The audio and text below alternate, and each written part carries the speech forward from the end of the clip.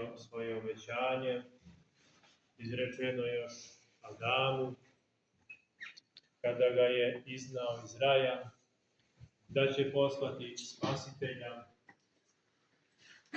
Mesiju, koji će izbaviti rod ljudski od robovanja, grehu, smrti i đavolu.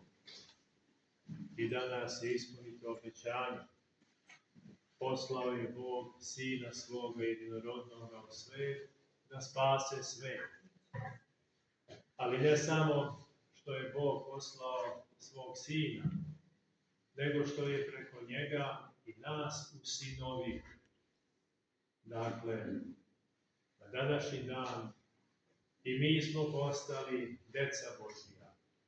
Mi smo, kako danas tu smo u apostolu, sinovi po obećanju. Jer naš Otac je Bog, a mi smo njegova deca.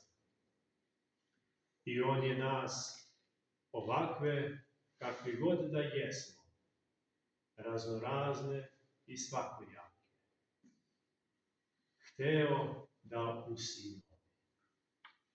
Nije birao, ovaj je lep, njega hoću, ovaj je ružan, pa neću. Ovaj je dobar i pobožan, pa njega ću da usinim, a ovaj je zao i loš i bezbožni, pa njega neću. Ne, nego je Bog preko Sina svoga jedinorodnog usinovio ceo ljudski rod. Dakle, Gospod je spustio svoje božanstvo, da se tako izrazimo, ispod našeg čovečanstva.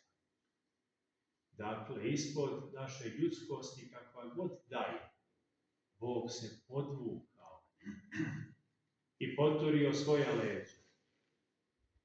Da bi tako i nas, zle, loše i bezbožne, uzdigao na dostojanstvo i na onu meru za koju nas je i stvorio.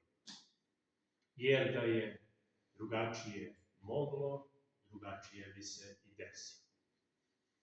Pa čak pred samo rođenje Isusovom, mnogi ondašnji filozofi, mislioci, govorili su da je rod ljudski toliko ogrezao u greh, da jedino sami Bog, ako bi sišao na zemlju, mogao bi da ga spase i izbavi.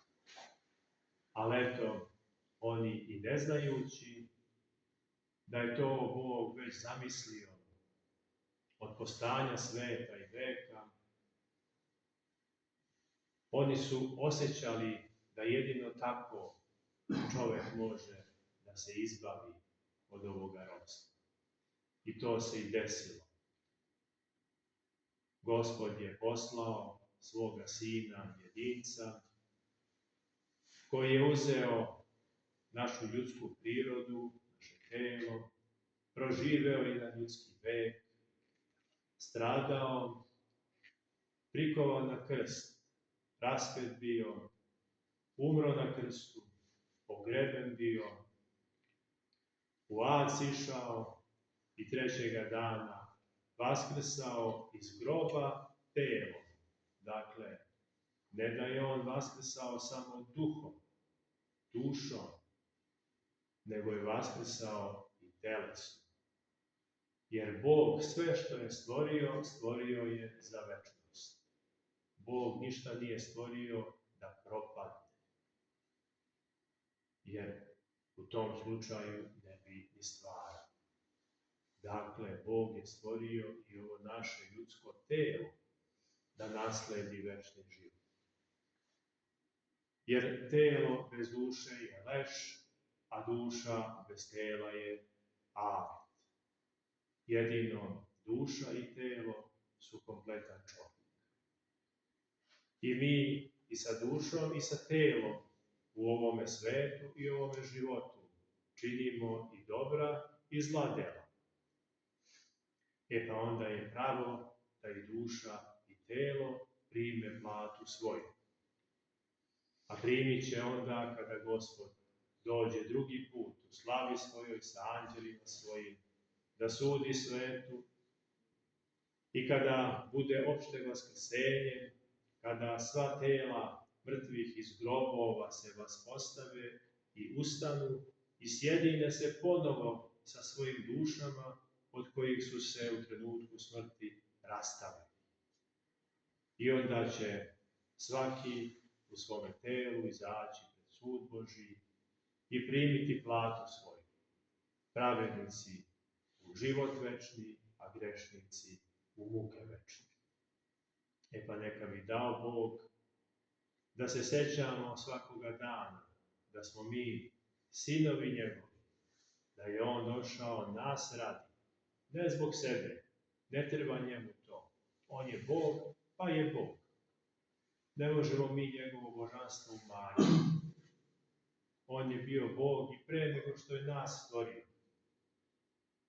I kakvi god mi da smo, on je Bog onoliko koliko može to biti. U svoj punoći svoju. Dakle, on je to učinio nas radi i našeg spasenja radi. I da se toga sećamo, za koje dostojanstvo smo mi stvoreni od strane Boga. A dostojanstvo je da nas usinovi. A danas nas je usinovi. A naše je od danas da opravdamo to sinovstvo. Da se trudimo, da opravdamo da smo deca Božja. Da opravdamo da je on Otac naš. Ne zato što moramo, mada u početku i tako, ali da dostignemo u tu meru savršenstva, da to činimo zato što to hoćemo. Zato što volimo svoga Oca. Zato što ne želimo svoga Oca da osramotimo pred drugim ljudima. Ako se već hvalimo da smo hrišćani, da nam je Bog Otac, da verujemo u njega, onda se trudimo u svakodnevnom životu da tako i bude. Da ljudi zaista kažu, vidiš, on zaista njega smatra svojim ocem, jer se trudi da mu bude dobar sin i neće da osramoti svoga oca.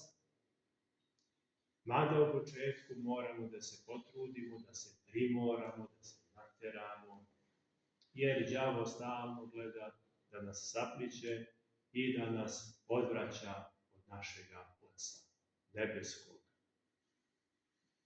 Dakle, neka mi dao Bog da zaista opravdamo sinovstvo na koje smo pozvani i dostojanstvo na koje smo pozvani, a to je sedenje sa desne strane Boga i Oca. Hristos se rodi.